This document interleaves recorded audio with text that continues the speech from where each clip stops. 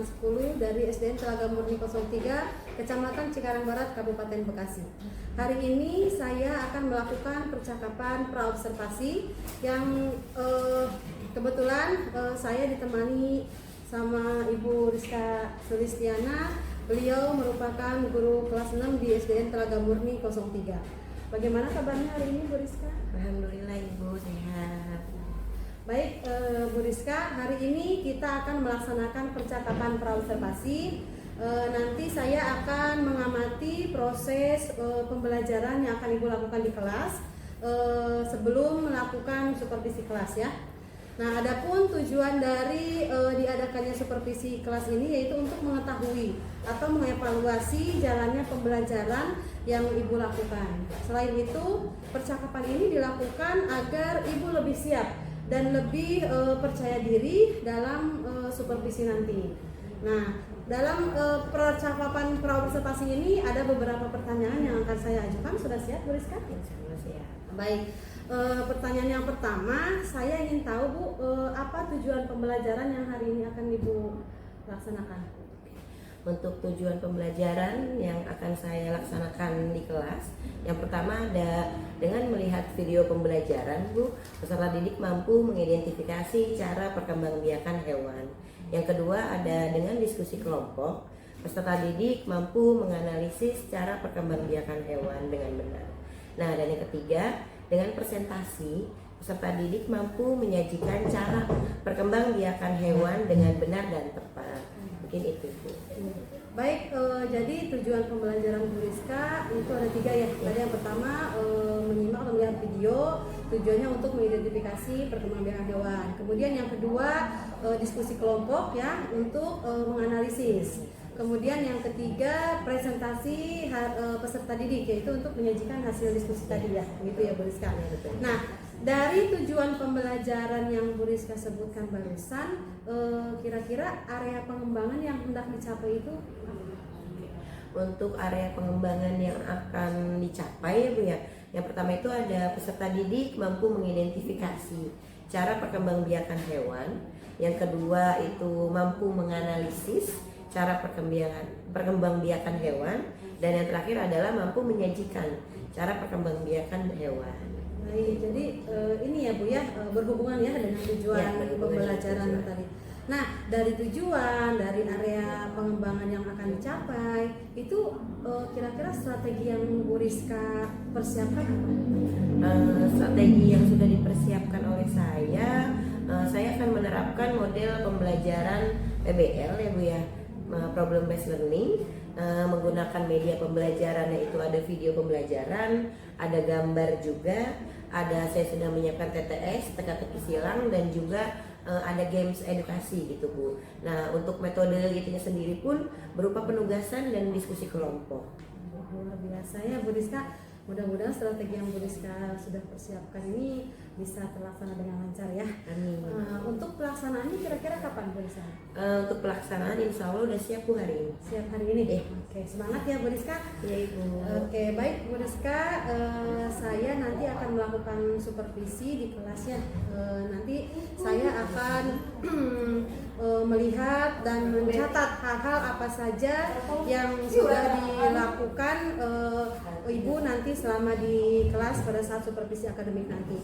Nah, setelah melakukan observasi, kita nanti akan melakukan percakapan terakhir ya. Nah, yaitu percakapan pasca observasi. Mungkin pelaksanaannya pasca observasi ini akan dilaksanakan nanti didampingi dengan PP, pengajar praktek saya nanti ya, Bu Rizka ya.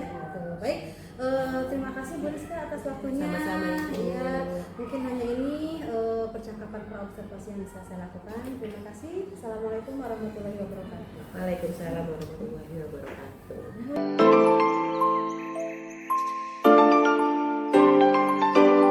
Assalamualaikum warahmatullahi wabarakatuh.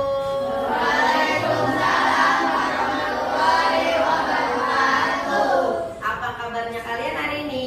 Baik. Alhamdulillah. Coba Ibu cek kehadiran ya. Siapa yang hari ini tidak masuk sekolah? Irma. Kenapa Bu Irma tidak masuk sekolah? Iya, kita doakan bersama-sama semoga Bu Irma cepat diberikan kesembuhan agar dapat belajar bersama kita lagi. Amin. Hari ini siapa yang datang pertama atau lebih awal ke sekolah? Kaila. Oke. Nah, sebelum memulai pembelajaran kita harus berdoa dulu. Berarti dipimpin oleh yang tadi datang pertama. Berarti Kaila ya. Pimpinnya Kaila teman-teman ya. Kita berdoa.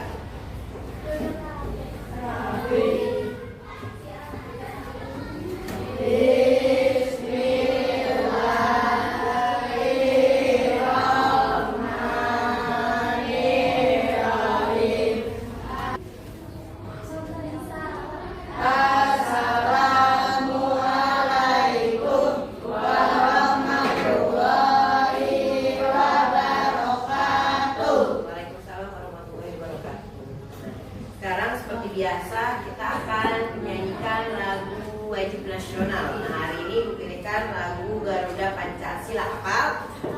Ya, semuanya berdiri kita nyanyi bersama.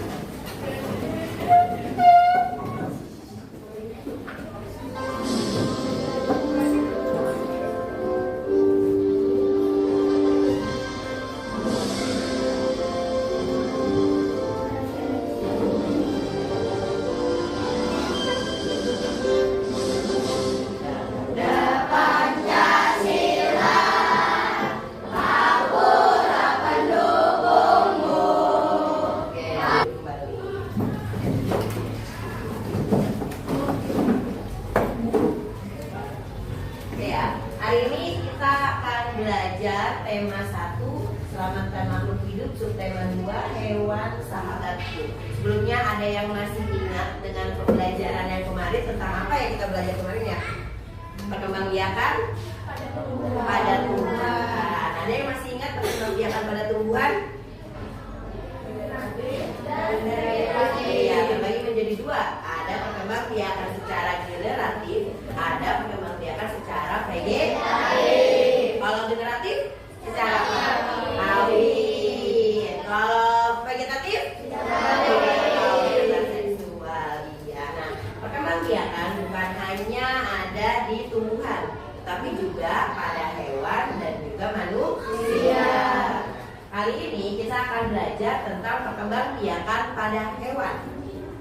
Nah, tujuannya adalah tujuan pembelajaran kita kali ini nanti kalian akan melihat video pembelajaran. Nah, kalian akan mampu mengidentifikasi cara perkembangbiakan pada hewan. Kemudian nanti kalian juga akan berdiskusi secara berkelompok.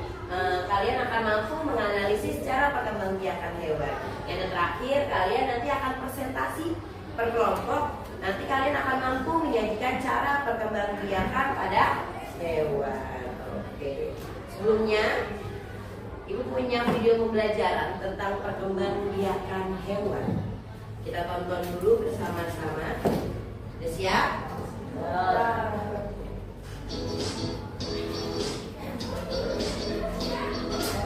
Oke, dah. Kalian sudah melihat tadi pemaparan tentang perkembangbiakan pada hewan, yaitu secara generatif atau kawin. Ada berapa perkembangbiakan pada hewan? Ada? Ada? Yang pertama, ovipa. Ovipa itu apa? Bertelur. Contohnya hewan apa aja? Burung, bebek, ikan, penyu, tadi ya, angsa. Oke. Yang kedua, selain ovipa apa yang kedua? Vivipar itu hewan apa? Melahirkan. Contoh hewannya? Terus sapi, anjing, harimau, terus kambing. Iya betul. Nah, yang terakhir ada ovovivipar, yaitu bertelur dan melahirkan. Contohnya ada hewan apa tadi? Ada ular, ada kadal, ada bunglon, terus hiu, kuda laut, ikan pari, buaya. Iya, itu semuanya ada sebagai hewan ovovivipar. Nah, tadi juga kenapa sih makhluk hidup itu harus berkembang biak agar tidak punah, agar bisa melestarikan keturunannya dan tidak punah.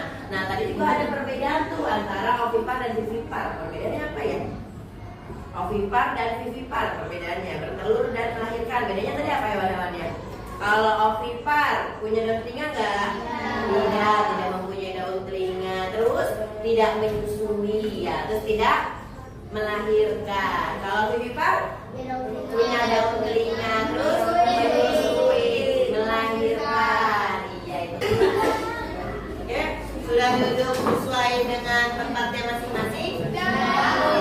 Tugas kalian nanti beda-beda antara tugas yang kinestetik, auditori, dan juga visual. Yang kinestetik, ibu udah siapkan soalnya sudah ibu sebar ke seluruh lingkungan sekolah. Kalian kerjanya berkelompok, kerjasama. Nanti soalnya bisa ditulis di sini, soal terus isi jawabannya, diskusi bareng-bareng. Oke?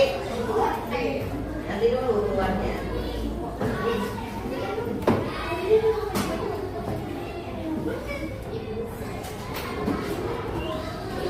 Untuk yang auditori ini udah siapkan 3 peti silang. Kalian nanti isi sesuai dengan jawabannya. Salah satu perbedaan hewan secara gawi ya. Apa namanya? Ya, paham ya? Ya, ada kelompok. Yang terakhir ini visual. Tulis nama kelompoknya. Terus ini gambarnya nanti ditempelkan sesuai dengan tadi keempat. Ada.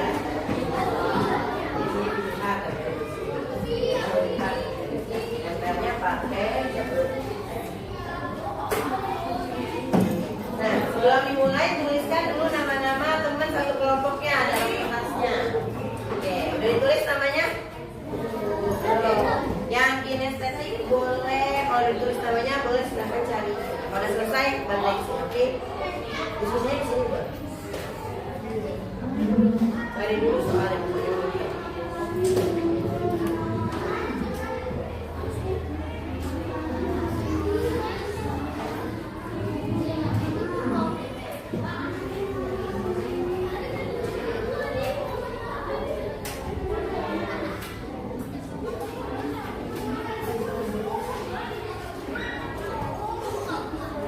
Boleh langsung keluar.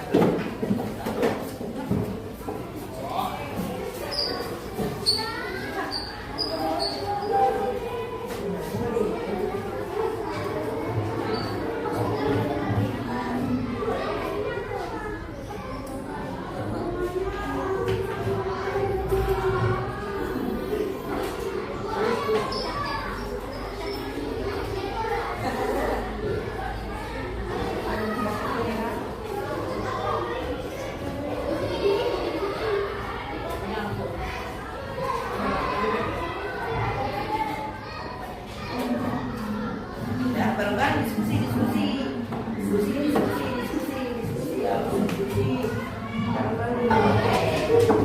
Ya? Sudah selesai semuanya? Selesai? Oke, kalau selesai kita akan presentasi secara bergantian. Kelompok siapa dulu yang sudah siap? Kelompok dulu. Siapa dulu? Kinestetik. Oke. Silakan maju. Perwakilan aja, perwakilan maju kinestetik.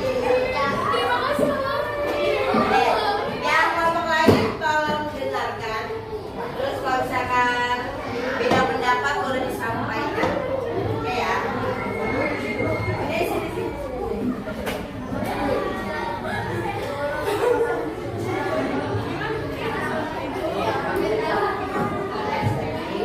Yang lain dengarkan, lihatin. Ini nama-nama kelompok.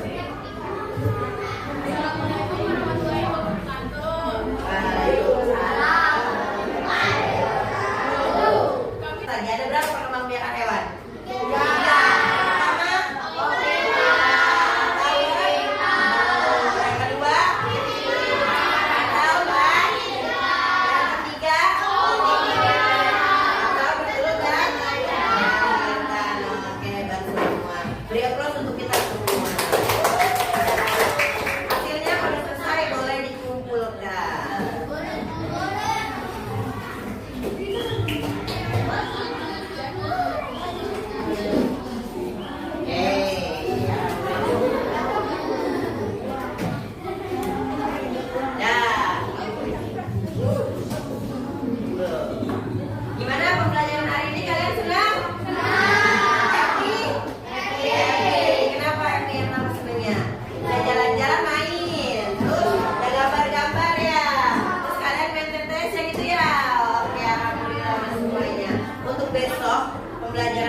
kita akan lanjutkan tentang perkembangbiakan lagi manusia.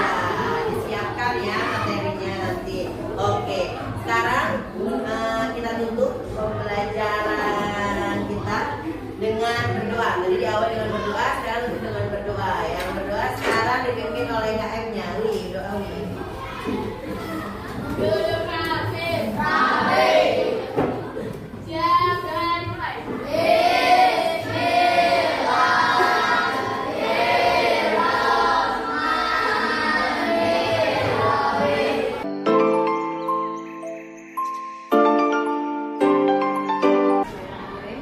Assalamualaikum warahmatullahi wabarakatuh. Jumpa lagi dengan saya Dita Rahayu, CGP Angkatan 10 Kabupaten Bekasi dari SDN Telaga Murni 03. Kali ini saya tidak sendiri, melainkan ditemani dengan Bapak Wijoyo Wibowo selaku pengajar KP, juga ada Ibu Rizka Sulistiana selaku guru yang diobservasi. Alhamdulillah pada kesempatan ini kita berjumpa kembali ya Bapak Ibu. Sebelumnya kita sudah melaksanakan dua kegiatan, yaitu pra-observasi dan observasi. Nah, hari ini kita akan melakukan pasca observasi, dan di mana pasca observasi ini tujuannya yaitu untuk mengevaluasi proses pembelajaran yang sudah kita lakukan sebelumnya ya, sehingga kita bisa mengetahui tindak lanjut apa yang kedepannya akan kita lakukan. Nah, di sini ada Ibu Rizka Sulistiana selaku guru yang diobservasi. Apa kabarnya Bu Rizka? Alhamdulillah Bu Rizka. Sebelumnya kan kita sudah melaksanakan observasi dan observasi. Bu Rizka masih ingat apa tujuan dari pra-observasi dan Waktu itu kita sudah observasi kita sebelum observasi dimulai. Tujuannya itu saya menggunakan pembelajaran diferensiasi dengan media pembelajaran, video pembelajaran. Diharapkan murid ini dapat mengetahui atau cara mengidentifikasi cara kegiatan pada lingkungan kita terlibat dari kelompok. Kemudian sebelumnya menggunakan cara ini dapat menganalisis cara perkembangannya. Dan yang terakhir saya juga menggunakan anak-anak ini persepsi sejarah juga diharapkan mereka akan mampu menyajikan cara perkembangan pada hewan. Nah, itu tujuan dari pembelajaran saya ketika observasi. Baik, bisa itu tujuan dari pembelajaran pada saat sudah jadi SMP. Tujuannya itu untuk peserta itu mampu mengidentifikasi dan kemudian mampu menganalisis dan berdiskusi. Pada saat ini kan kita melakukan kegiatan pasca observasi ya, setelah observasi dan pasca observasi. Nah, menurut Bu Rizka sendiri tujuan dari perasaan Bu Rizka sendiri gimana pada saat kita melaksanakan observasi dan observasi? Ditanya perasaan, pasti ketika observasi saya sangat senang ya dengan adanya kegiatan observasi ini. Saya jadi bisa mengetahui bagaimana kekuatan saya atau bagaimana saya ketika nanti observasi di kelas seperti itu. Nah, ketika observasi berlaksana perasaan saya kalau pasti senang dapat dilihat atau dipantau agar bisa mengetahui kelemahan juga. Nah, tapi yang utama sih waktu observasi ini deg-degan ya, karena baru pertama kali ya di observasi itu ada yang melihat gitu, yang ada gurita gitu di belakang. Jadi saya juga pertamanya merasa deg-degan dan sedikit kaku gitu. Begitu pula anak-anak ketika pembelajaran berlangsung, mereka melihat di belakang ada gurita, bertanya-tanya, kok ada yang nonton sekarang kayak gitu. Makanya mereka juga sedikit bingung dan juga ada kaku. Tapi lama-kelamaan seiring berjalannya waktu sudah terbiasa dan sudah biasa. Ya, pasti. Tapi deg-degan juga ya, Deg-degan. Alhamdulillah luar biasa ya Bu Rizka. Nah, sekarang kan kita melaksanakan kegiatan pasca observasi. Bu Rizka sendiri tujuan dari percakapan pasca observasi ini? Kalau menurut saya itu ya tujuan pasca observasi ini untuk mengevaluasi proses pembelajaran yang sudah saya lakukan di kelas, dan juga saya dapat refleksi dan juga mengetahui kekuatan serta kelemahan saya dari proses pembelajaran yang kemarin. Nah, selain itu juga nanti saya bisa akan merencanakan rencana tindak lanjut ke depannya. Bisa tujuannya itu evaluasi refleksi juga mengetahui kekuatan dan kelemahan dari proses pembelajaran yang sudah dilakukan. Baik, dari proses pembelajaran yang sudah bisa lakukan, adakah hal-hal yang baik yang sudah bisa lakukan? Hal baik ketika proses pembelajaran kemarin observasi itu ya, menurut saya sudah ada beberapa yang sudah saya lakukan. Bisa dilihat dari pembelajaran, saya sudah menerapkan pembelajaran berdiferensiasi kepada murid-murid saya. Saya lihat juga ketika RPP sebelum observasi saya sudah mencantumkan ada diferensiasi proses pembelajaran yang bagusnya. Kemarin ketika observasi itu saya sudah menerapkan semua diferensiasi. Alhamdulillah setelah diferensiasi juga saya sudah menerapkan HSE, International Standard. Bisa dilihat dari anak-anak ini saya tanya tentang keyakinan kelasnya sebelum pembelajaran dimulai, kemudian saya ajak berdua bersama, bernyanyi bersama, lagu Indonesia Raya. Kemudian ketika proses pembelajaran itu mereka juga diajak berdiskusi untuk membuat relasi. Kemudian setelah berdiskusi mereka juga saya kasih kesempatan untuk mempresentasikan atau mempertanggungjawabkan hasil diskusi sebelumnya. Jadi luar biasa ya, sudah melaksanakan pembelajaran berdiferensiasi sesuai dengan kebutuhan dari Nah, yang kira-kira dari pelaksanaan observasi yang sudah bisa lakukan, apakah sudah sesuai dengan perencanaan Kalau dia sesuai mungkin bisa dilihat dari perencanaannya yang bisa mendapatkan ini ya. Kemudian ketika observasinya menurut saya sih sudah sesuai ya, dimana kegiatan saya sudah menjalankan diferensiasi konten proses dan produk. Tapi kalau observasi juga saya sudah melaksanakan itu semua, walaupun ada beberapa yang belum terlaksana, tapi secara keseluruhan menurut saya sudah sesuai dengan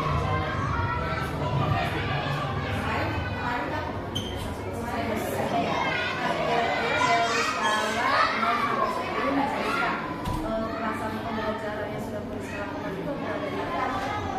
kalau dari 0 sampai 10, kalau 10 itu dari sempurna ya Bu ya.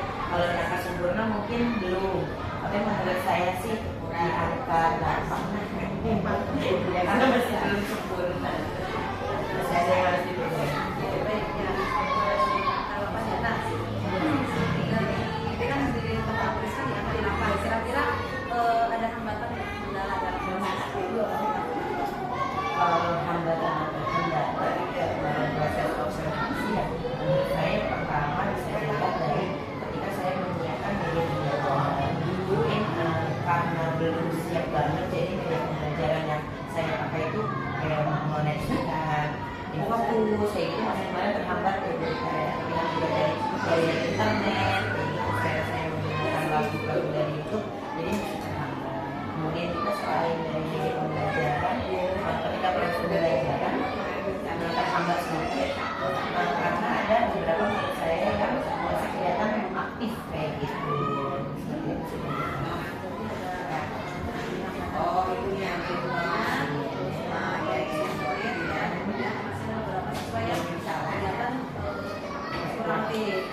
kurang termotivasi juga.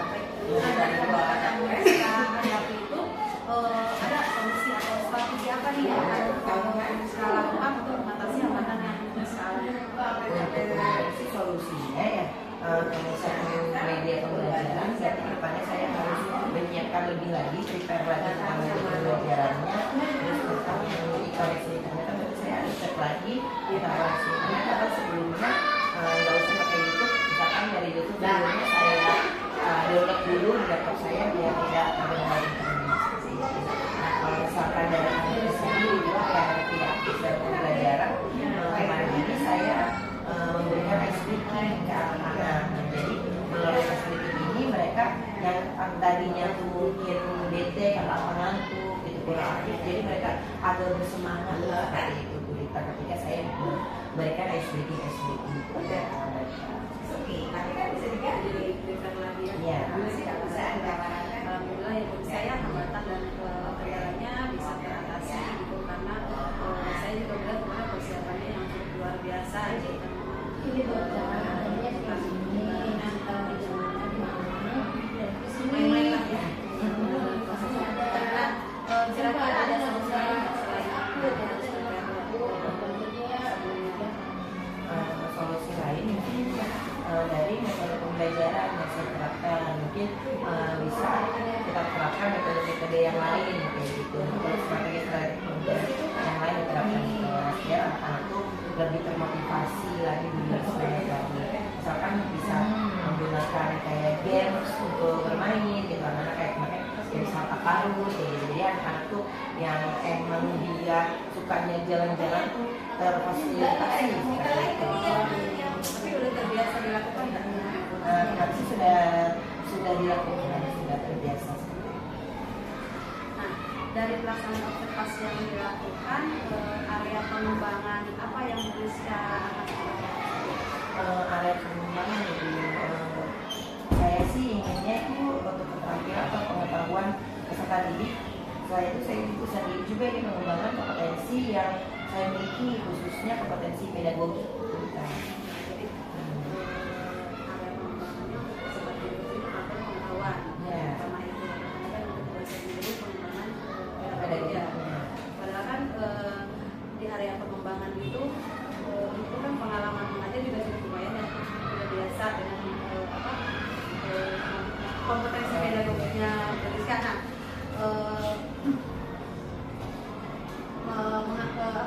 Mengapa gitu Ibu masih merasa kurang belum cukup dalam kompetensi pedagogi itu sendiri?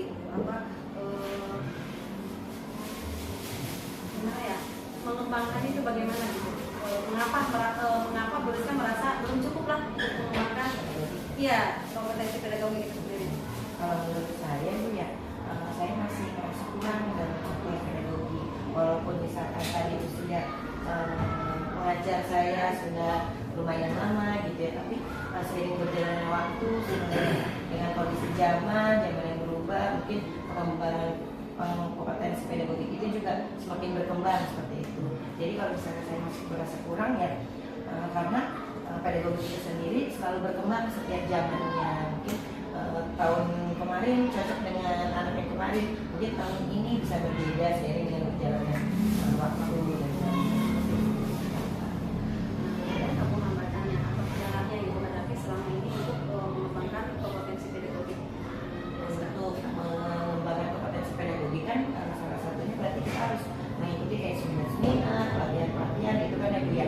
Mungkin hambatannya ini ya karena sekarang ini seminarnya itu melalui offline yang kebanyakan online yang kebanyakan, jadi ini sharingnya itu atau informasinya itu di share itu melalui WA kayak gitu, melalui Telegram. Dan kebetulan hambatan saya ya karena kalau saya sudah di rumah sudah jarang membuka WA gitu atau HP tuh jarang dibuka, jadi mungkin keluarga ya? Iya, fokus sama yang di rumah jadinya suka terlambat mengetahui informasi tentang pelaksanaan seminar atau pelatihan itu sih Bu, kayak itu aja hambatan. Jadi hambatan itu terlambatnya ya? Ya kayak terlambat informasinya.